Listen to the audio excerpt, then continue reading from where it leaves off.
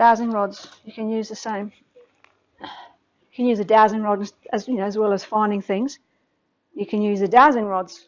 This is just wire to do your yes no. So you can ask, and I'm going to ask the rods, how would they move if they were going to give me a yes answer?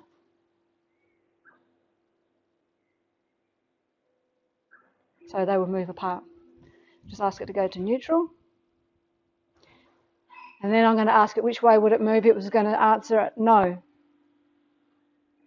So they'll cross over if it's a no response. You can use the dowsing rods to check people's auras out. Can I have another volunteer that wants to stand up? Yep.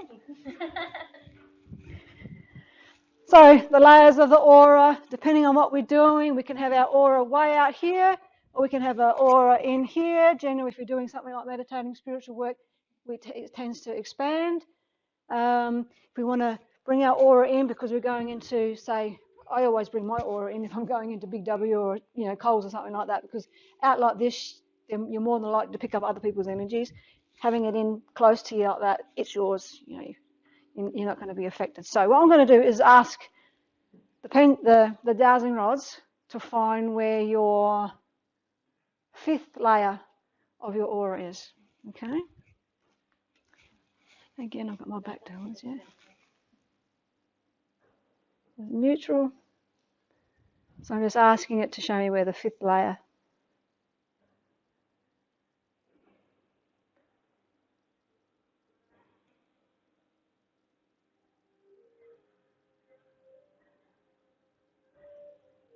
So there's your fifth layer of the aura, where it is from here. I'll just ask where the seventh one is then. Just want to close your eyes for now. I'll tell you when I'm doing it. Just think of something that you really, really love, that brings you peace and calm.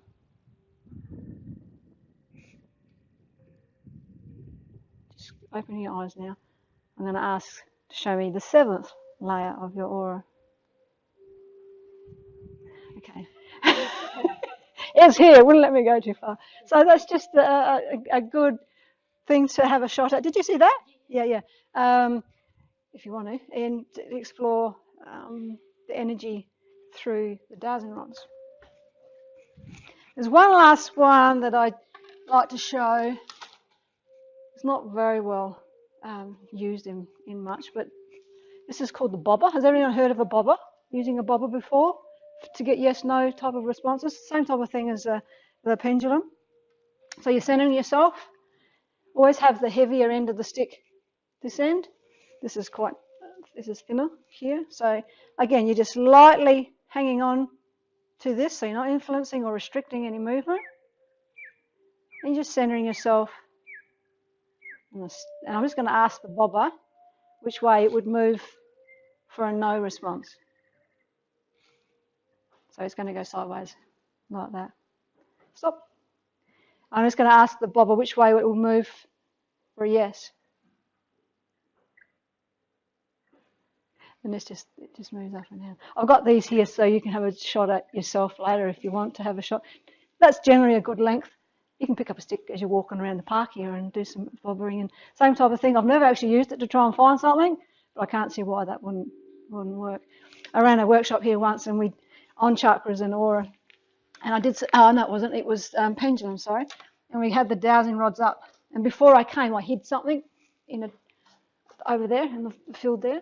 So I got everybody to come out here and we used the dowsing rods or those that wanted to try and find it. Most of them found it, and that was more directional where the rods would actually just, say for example, the thing I had hid was over there. And I described what it was, and they would go out here and say, okay, can you help me find, and they have a picture of it in their head. So it's more that the rods would just, I'm moving these now, would actually just show them the direction to go in, and if they walked off, it's like giving you a pathfinder. I wouldn't use one of these like a GPS or anything like that. So that's just thought something different for you to have a look at and see what energy can do. So it's a marvellous thing. It's all around us, and there's lots of things we can do to clear our